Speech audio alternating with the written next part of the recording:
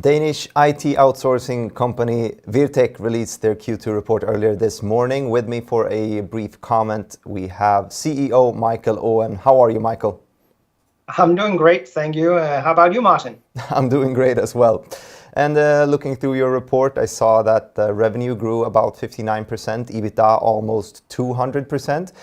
Could you give us a more detailed rundown of the numbers this quarter? Absolutely. So Q2 was another solid quarter for Wirtek with strong growth in both revenue and EBITDA.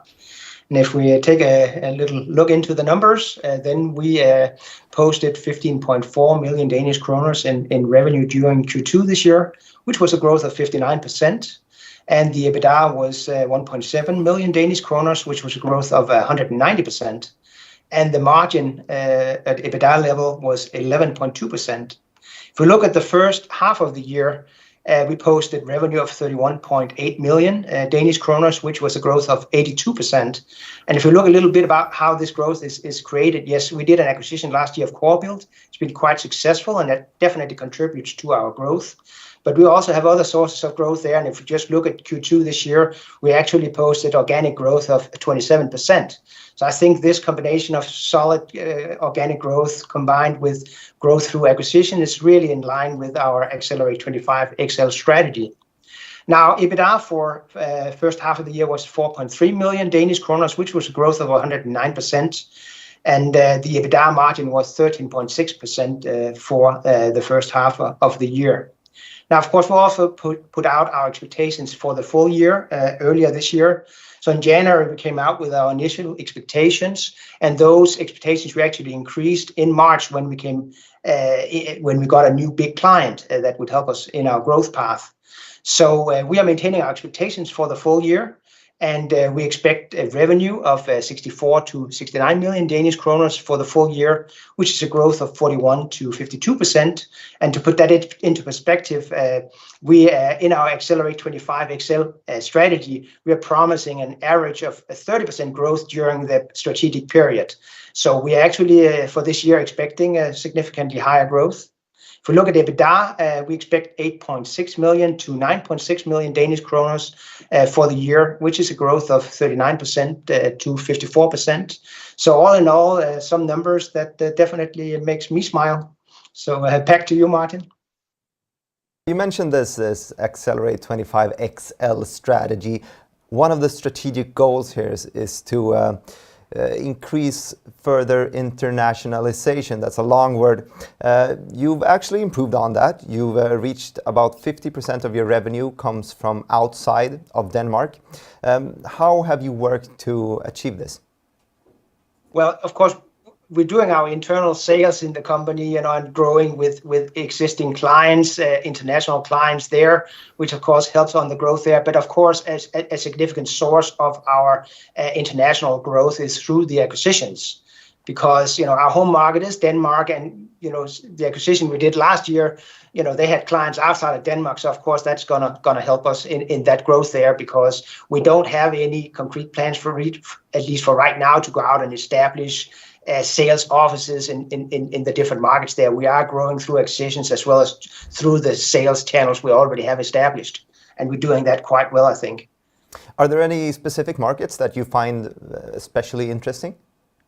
Well, we in our strategy we're saying we are kind of focusing on Northwestern Europe, but the focus really is in Europe as well as US. We have about 19% of our revenue from US clients, although it's not a place where we are going to go in and do direct sales activities, because you really need to have an office in US if you want to be successful over there. But we are having quite a big success in getting into the European branches of American companies and then working our way in there and working ourselves into the American market through those channels.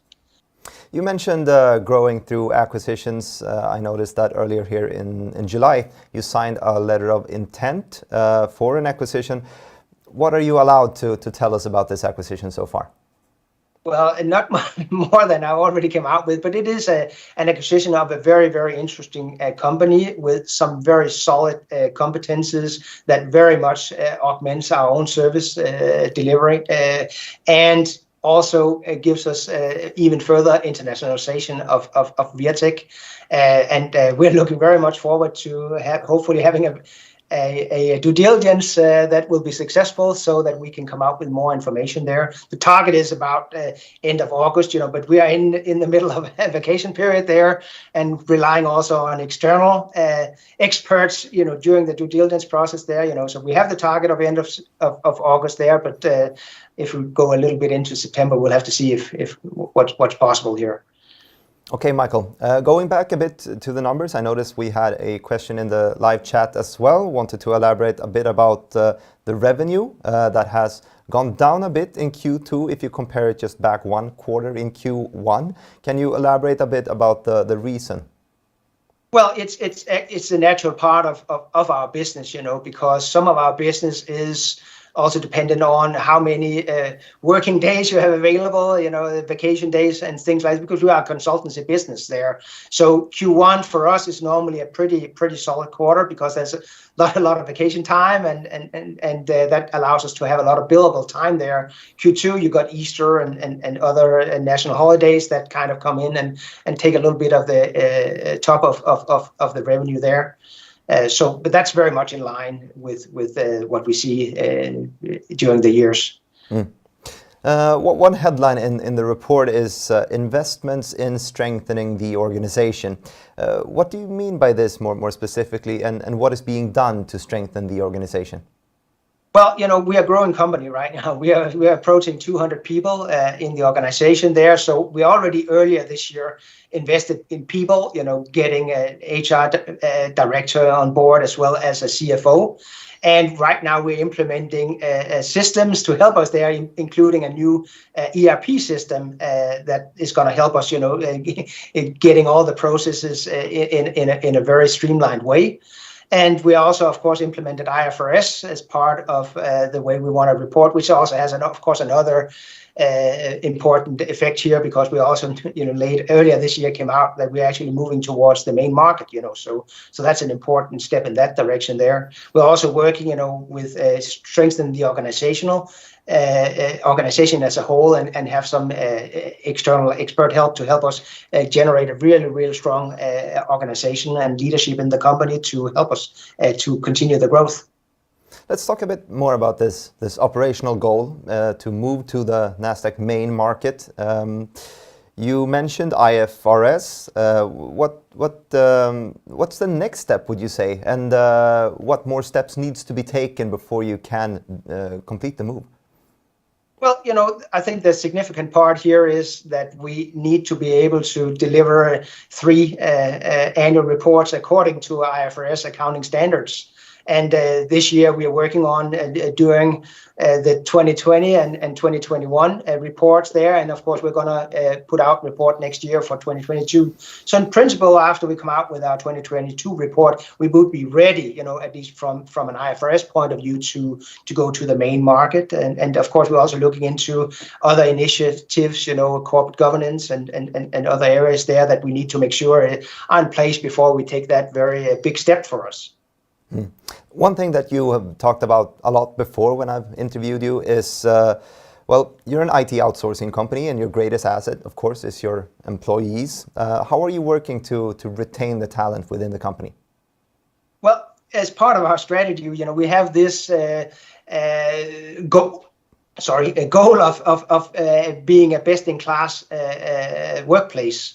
So right now we are looking into how to structure our future workplace so it works better in a hybrid way of working, because this COVID-19 has shown that people can work quite well also from home, and we're never going to see a situation again where everybody are going to be at the office at all times. So we need to structure our workplace in such a way that it's very supportive for people, whether they're sitting at home or sitting at the office and working.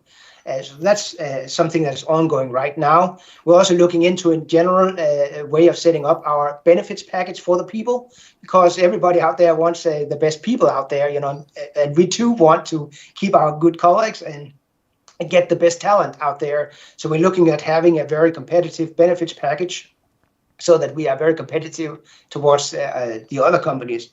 Sorry. We're actually also right now looking into establishing a new employee warrants program, which is one of these areas where we can differentiate ourselves compared to many of our other competitors towards employees. We already had a very successful program from 18 to 20, and we're looking into to have a new one maybe for 22 to 23. But that's discussions at the board right now. I'm looking forward to learning more about that discussion as well, Michael. I want to thank you for taking the time here, giving us a brief comment on the report, and good luck in Q3. Thank you very much.